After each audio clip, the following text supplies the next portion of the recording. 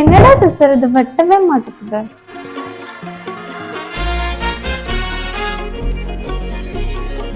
ஏய் யோகா என்னாச்சு? அக்கா என்னக்கா சிஸ்டர் கட் பண்ணவே மாட்டேங்குதுக்கா. இதுக்கு அப்படி உட்கார்ந்துருக்கிற?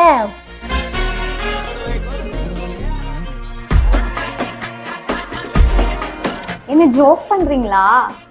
கொடு, நான் காமிச்சு தரேன்.